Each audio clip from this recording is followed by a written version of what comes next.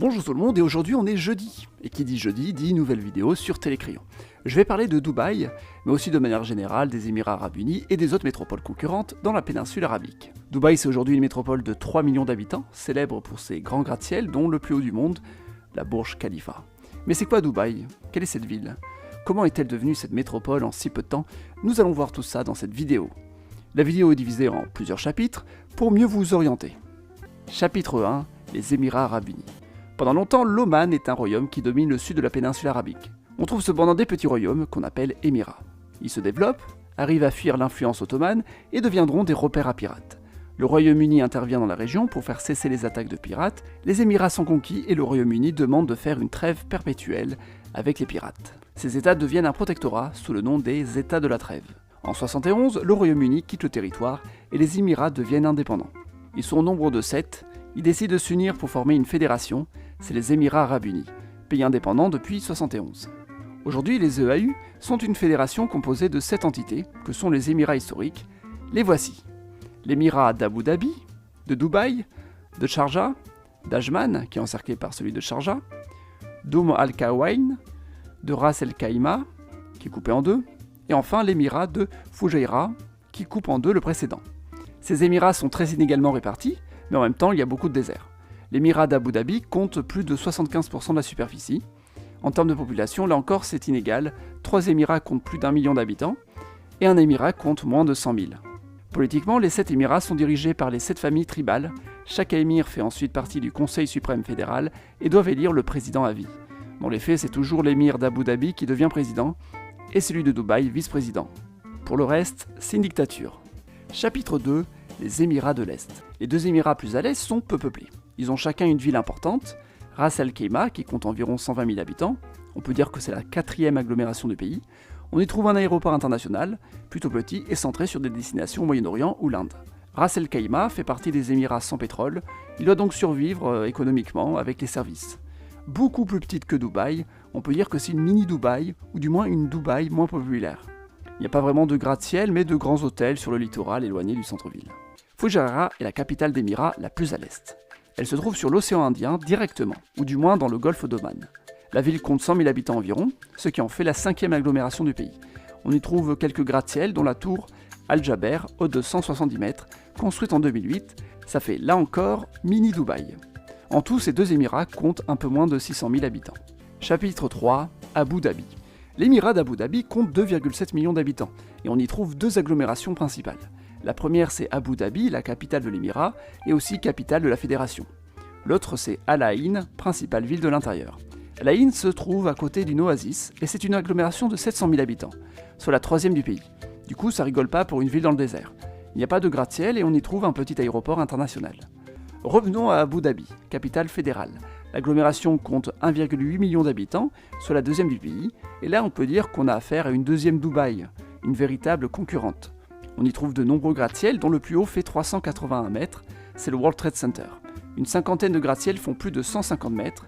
Pour vous donner une idée, il y a environ 80 gratte-ciel de plus de 150 mètres dans toute l'Union européenne. L'aéroport d'Abu Dhabi est le 2e du pays. En 2018, il comptait 22 millions de passagers, soit le 50e aéroport d'Asie.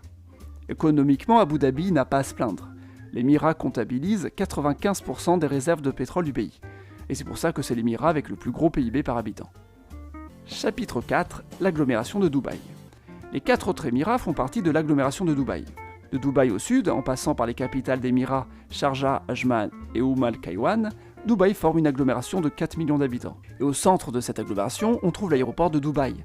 Avec 86 millions de passagers en 2019, c'est le 4e au monde. Cet aéroport est entièrement international, il ne compte pratiquement que des vols venant de l'étranger, vu la petite taille du pays. En 2020, Dubaï a donc vu son trafic baisser énormément. À part ça, gratte-ciel et économie diversifiée, Dubaï n'est pas centré sur le pétrole, mais sur une économie de services, mais c'est ce qu'on va voir de suite après. Chapitre 5, réseau du pays. Avant de se concentrer sur Dubaï en particulier, regardons un petit peu le réseau urbain des Émirats Arabes Unis.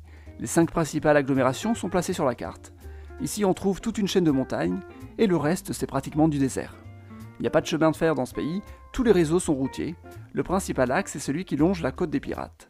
L'autoroute E11 va de Ras Al Khaimah jusqu'à Abu Dhabi. L'autoroute E22 relie Abu Dhabi à Al Ain et la E66 Dubaï à Al Ain. Fujairah est elle aussi reliée par autoroute jusqu'à Sharjah dans la banlieue de Dubaï.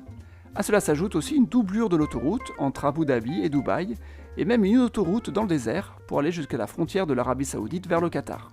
Et à Dubaï, le réseau est encore plus dense, avec de très grosses voies. Dubaï est pour le moment la seule ville avec des transports en commun en site propre, un tramway et un métro. Le métro est entièrement automatique et dispose de la plus longue ligne de ce type au monde. Chapitre 6. Les origines de la richesse de Dubaï. Mais comment Dubaï est-elle devenue une métropole si riche ? En 71, il n'y avait pas grand-chose à Dubaï.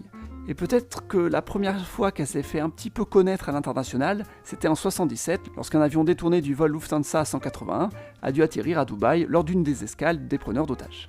Il faut attendre la fin des années 50 pour trouver du pétrole à Abu Dhabi et la fin des années 60 à Dubaï. Dubaï va donc pouvoir s'enrichir à partir de 1966. En 71, quand les Émirats Arabes Unis sont formés, Abu Dhabi et Dubaï sont les deux principaux émirats. Abu Dhabi détient la plus grande part des richesses, mais il a quand même besoin de l'aide de Dubaï pour maintenir son pouvoir.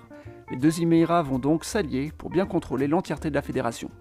À ce moment-là, la ville compte environ 100 000 habitants et ne veut pas se contenter des revenus du pétrole, elle veut se diversifier.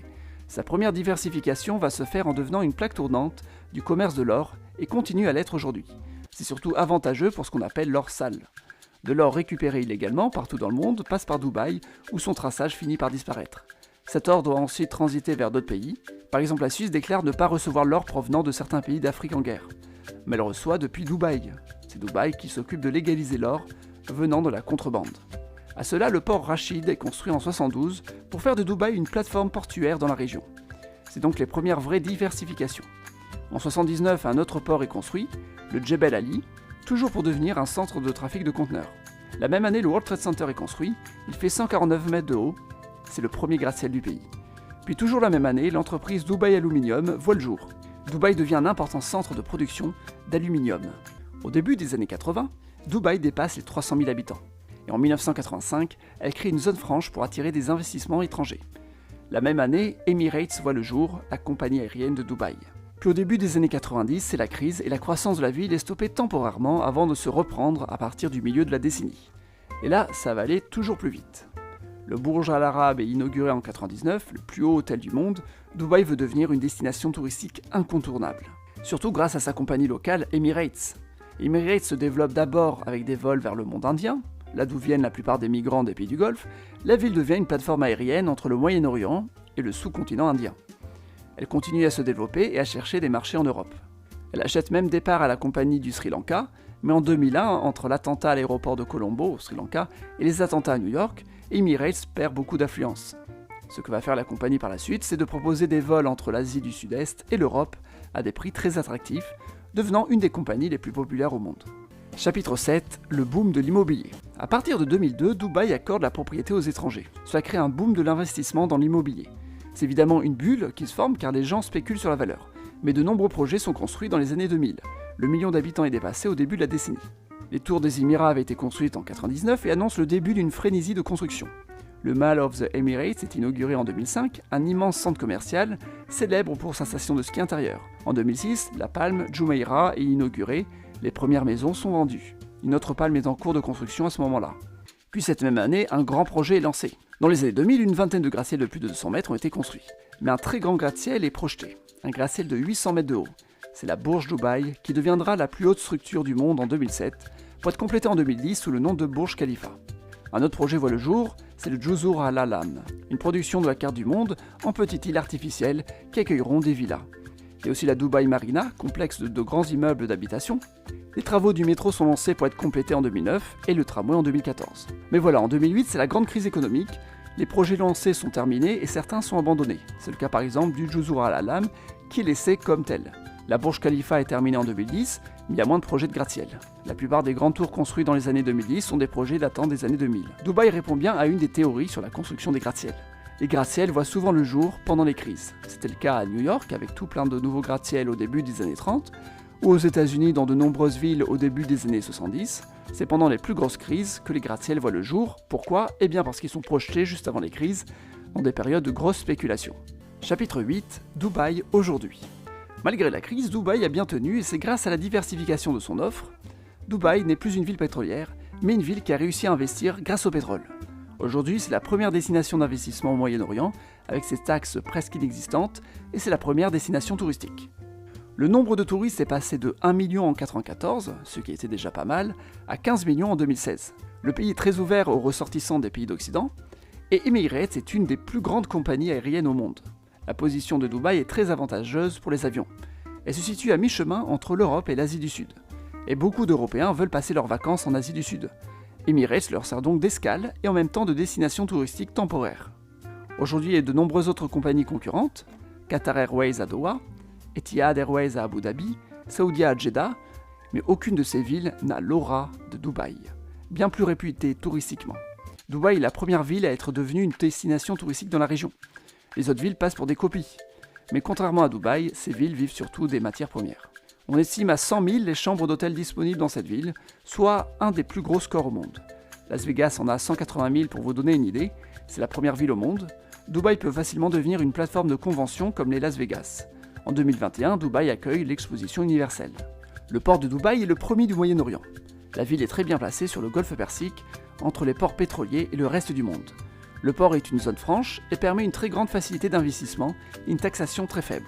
Les Émirats Arabes Unis sont considérés comme paradis fiscal. Dubaï a évidemment besoin d'une très grosse main-d'œuvre pour faire marcher toute l'économie. On estime qu'à Dubaï, environ 95% de la population est étrangère. C'est environ 90% à l'échelle du pays. Dubaï et Abu Dhabi sont deux villes peuplées presque entièrement d'étrangers. Sur les 8,5 millions d'étrangers que comptent les Émirats Arabes Unis, on estime que presque 5 millions d'entre eux viennent du sous-continent indien. Inde, Pakistan, Bangladesh, Sri Lanka.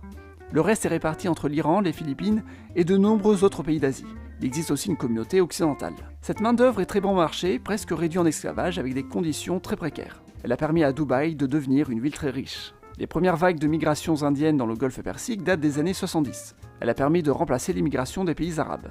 Après la guerre du Golfe, ce qui crée une scission dans le monde arabe, les pays du Golfe préfèrent privilégier les migrants du sous-continent indien plutôt que ceux du monde arabe. Après 2001, elle se renforce encore plus. Aujourd'hui, certaines régions d'Inde dépendent de cette émigration. C'est le cas du Kerala, dont une partie du PIB dépend des fonds de migrants. Ces migrants travaillent sur les chantiers, dans les services, une partie sont dans la prostitution. Au milieu des années 2000, on estime à 800 les ouvriers mourant dans les chantiers chaque année aux Émirats. Mais on ne connaît pas les chiffres d'aujourd'hui, très opaques. Le gouvernement indien estime à 1000 morts par an juste pour ses ressortissants. Conclusion. Dubaï, ville de rêve, mais de façade, tente aujourd'hui de renouveler son image. L'exposition universelle en 2021 aura pour thème l'écologie, et Dubaï a annoncé qu'elle compte devenir la ville la plus durable du monde d'ici 2050. Pour le moment, c'est pas gagné, la ville est considérée comme à l'opposé des normes écologiques, entre la climatisation d'extérieur, la consommation d'eau en milieu aride et l'utilisation massive de sable.